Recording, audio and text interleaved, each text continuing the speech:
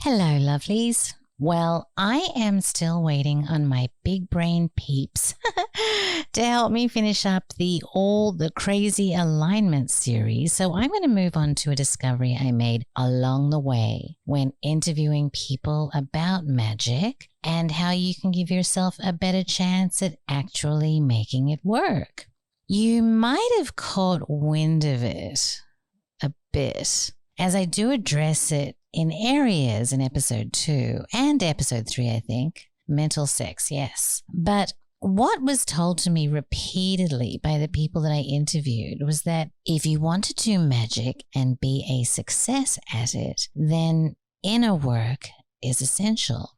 Last week, in fact, John Zaraki, who is going to be in season 4, and maybe a new episode of season 3 that Chance might be working on. I don't know. We'll see if it's going to happen. But anyway, he spoke about the idea of a guy living in his mum's basement and trying to do magic or conjure entities or something to get him some supermodels. And those entities actually told him, no, you got to do some work first, mate. And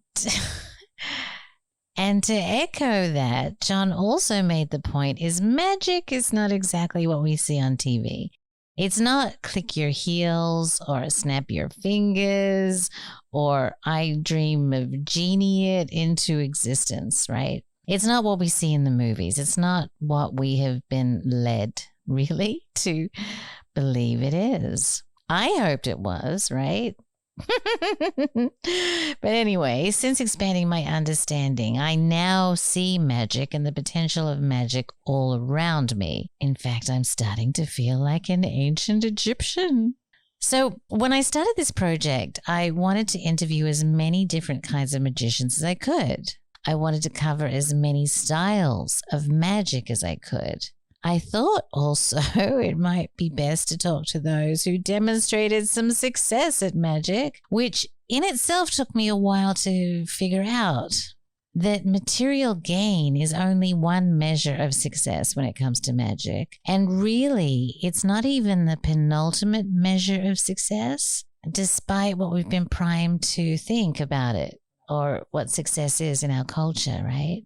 But stating that, the person that I'm introducing you to next seemed to have achieved success in most of the realms we've been talking about. So last year, I interviewed Shonagh Home, a most remarkable woman who is a Bangri. Oh, don't know how you say it. Anyway, it's Gaelic for shaman woman, right? And she has actually apprenticed herself to the mushroom and as a result has learned all kinds of crazy things. She is, for lack of a better word, a master manifester. No joke, right? Forget all those learn how to manifest your dreams with sex magic for only $99 BS, right? Shonagh went from literally zero place to live, zero money to spend, to living on an island in a gorgeous cottage full of free antique furniture with an actual labyrinth. I kid you not, right? I'm super jealous. And she's also one of the most authentic, virtuous, and intelligent people I've ever met. I adore her. So one of the most remarkable things about Shonagh is that she channels these beings. These beings speak through Shonagh in poetry, lyrically, and with a cheeky sense of humor. Now, I've heard these recordings of these channelings, and I can tell you, I don't know anyone who could make this stuff up on the fly. There's so much authenticity, wisdom, so much humor. So my vote goes 100% that this is legit. And as I said, her manifestations speak for themselves. So I am all in with Shonagh. Now, I bring her up because in chatting with Shonagh about to be how successful with magic, and to be honest, simply be functional in this world of ours, we agreed that one must take a proactive approach to, let's say, getting the bats out of the belfry. We need to work on ourselves to remove beliefs, limitations, and restrictions that do not serve us. In episode 3, I talked about mental sex and the idea that if you do not plant seeds in your own mind field, others will certainly take advantage of that fertile ground and grow within you the seeds of their choice, which may or may not be fruitful, to stick with the analogy, right?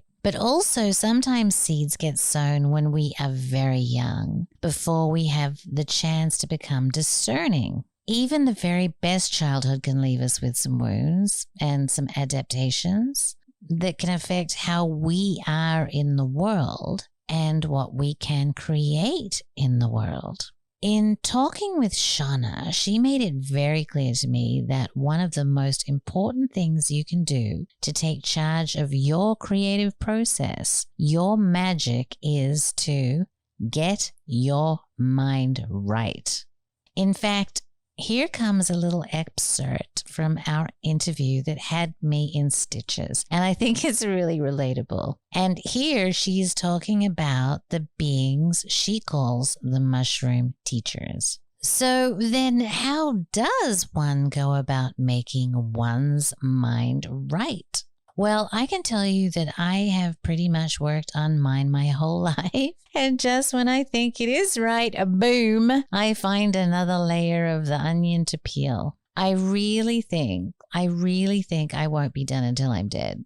However, the good news is that every layer that we do peel away makes everything easier. Real life, magic life. And one reason is, and we haven't got to this yet, but it has to do with energy, because the more free your mind is, the more energy you have to use towards your magic, limiting beliefs and all that other stuff aside, right? You need energy to do magic. And if you're not going around in circles in your head, you're going to have more energy. So today, I want to talk to you about one tool I was given about 20 years ago.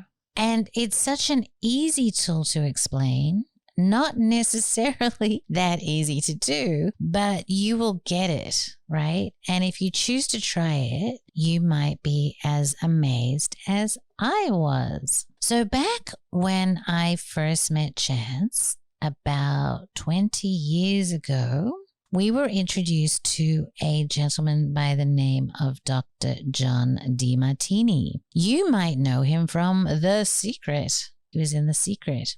I ended up doing a lot of work with him, spending a lot of time with him, traveling with him, in fact, and doing several of his courses. He is indeed a character, but I also greatly benefited from our association, particularly in terms of getting my mind right. Specifically, I used to get triggered if called a name or accused of anything that was an indication that I was not a good girl, right?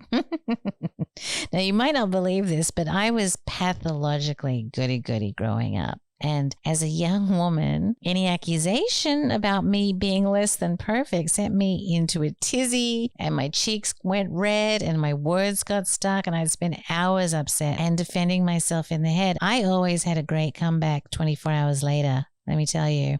But just think about the energy that I lost going round and round in circles. It was enormous. And to be honest, the idea that I was a perfect young woman was in itself ridiculous at the time. Despite my beliefs that I was, I did do some pretty crummy things. And if I did not hold that belief that I was a goody-goody, right, then I might not have had to do the crummy things that I did, as I would have had stronger boundaries, for example, or have been more clear negotiating the situation in the first place. So how did I fix this? How did I get my mind right around the idea of being a perfect young woman? Well, Dr. D, at the beginning of his weekend workshops, simply handed out a list of all applicable nouns and adjectives in the dictionary. Things that could be used to describe a person, right?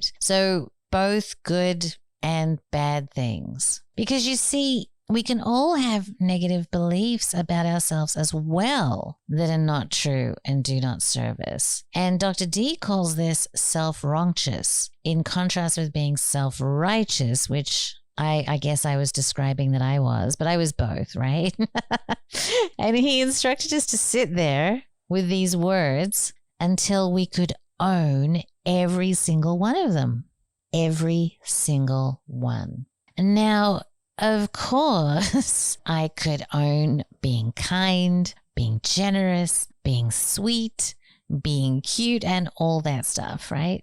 No problem at all. But it got a lot harder when it came to being greedy, mean, or a murderer, for example. But in sitting there and really thinking deeply about it, I was able to find places where I was greedy and mean and a murderer. I was mean to my little brother. I was greedy about having the best clothes, and I killed insects. And even though that might seem like a stupid example, I was a murderer of insects, taking time to find that I was, in fact, in part and in ways, all of these things removed from me the charge that came with accusation. After this exercise, anyone could call me anything. And I was like, okay, I am. I found it. I've owned it. And to be honest, I might just say, okay, and have to think about it later. But because I'd already been through this process, I was pretty confident after doing such a long list that I could find it. I remember one time my ex-husband's girlfriend called me trashy. And I hadn't done that one. That one wasn't on the list. And instead of being offended, I laughed because I'm sure I am trashy, but it was like the last thing I thought somebody would call me. And I thought it was really creative. And I knew that if I looked hard enough, right, I'd find that I was trashy. But it wasn't exactly like the reaction she was looking for. It did not go down so well. I can tell you that much. Oh, no. Anyway, there was really only one thing I could not find in this whole list that Dr. D gave us. So I wonder if you can guess what it might be. In fact, just to make it fun, if you guess correctly and you're the first person who guesses correctly, then I'll give you a series of Magical Egypt as a gift. But you have to be the first one and you have to guess right. Okay. Now, of course, about 15 years later, I actually found this one too. And that is a story unto itself, I must say. But the point is that going to the trouble of finding all of these things, the good and the bad, and owning them, made me a lot harder to trigger, a lot more calm in the face of arguments, and it leaves me with a lot more energy to use in real life and in magical life. And I honestly think it might be a skill that is more important than ever. So lovelies, I am Vanese, and I am wonderful, I am horrible, and I am everything in between. And I hope that you are too. More soon.